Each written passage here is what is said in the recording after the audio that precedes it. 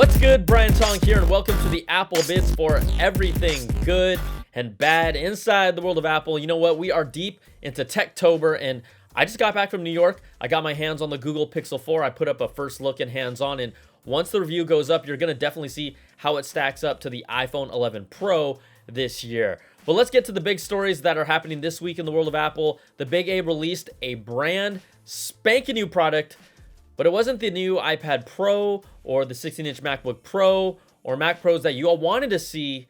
Instead, Apple's very first on-ear headphones with active noise canceling, the Beats Solo Pro.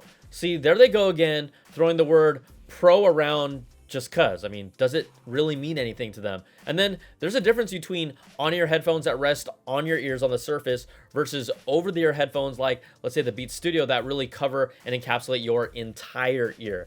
Now, the Solo Pros have active noise canceling, up to 22 hours listening time, fast charging for 10 minutes gets you 3 hours, then Apple's H1 chip that enables hands-free Siri, and the ability to use audio sharing, that feature that comes with iOS 13, plus they're foldable too. Now, they're available for pre-order right now for $299, and they'll be available October 30th, but at that starting price, I think that you're just better off jumping up, spending $50 more to get something like the Sony 1000 XM3s, one of the best headphones of the year, or you could even put it down for the earlier Bose Quiet Comfort 35.2s, or even going up to that next jump up to $399 for the Bose 700s. I think if you're spending that much money, it kind of makes sense to kind of push it a little more.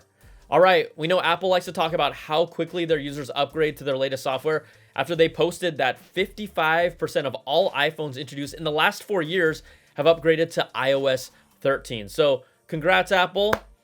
That is impressive.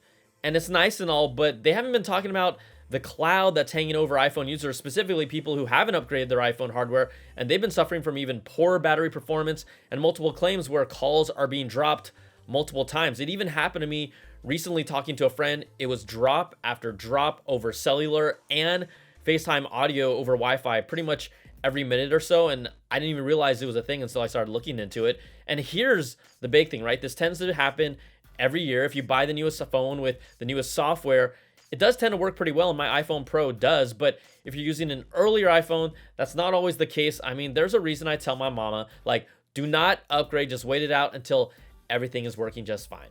Hi, mama.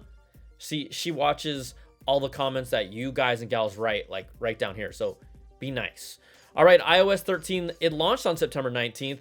Apple's already on iOS 13.1.3, so we've seen 3 patches from its initial release in just a month. And look, they're being diligent about those updates. I mean, that is a good thing. And the security patches, they're important, but there are still a lot of issues plaguing earlier iPhones. I'm just getting so used to this that it's not a bad Apple for me anymore. It's just par for the course these days. So I guess more than anything, that's just a sad Apple.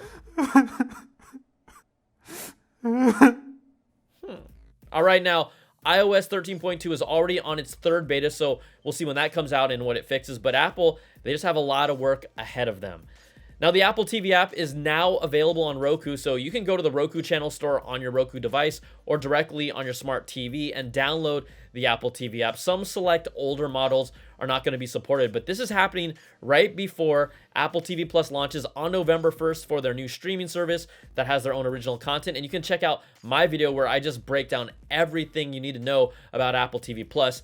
Now, the Big A, they're already confident in their lineup that they've agreed to greenlight a 2nd season for their space drama For All Mankind. We know that The Morning Show was originally picked up for a 2-season deal, even though Steve Carell isn't going to be in season 2. Wait, was that a spoiler? Oh well. Now, you'll get a free year if you purchased pretty much any Apple device that you can watch Apple TV Plus on, except for an Apple Watch. Now, since those devices are linked to your Apple account, the expectation is that you're going to get an email with a redemption code or link once the service goes live. And if Apple thought it was going to do a Techtober event, really the thinking is that we would see invites go out by this week.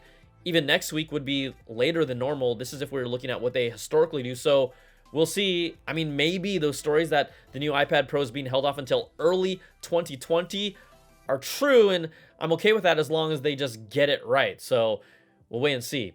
All right, that's going to do it for this week. If you like this video, thumbs up, subs up, and hit that notification bell, ding, to get all my videos when they drop. Plus, check out my weekly Apple Bits XL audio podcast where we just dive deep into all the latest stories. You can support all of my independent content, including the podcast, at patreon.com/BrianTong. Thanks for watching, everybody. Take care and be safe. We'll see you.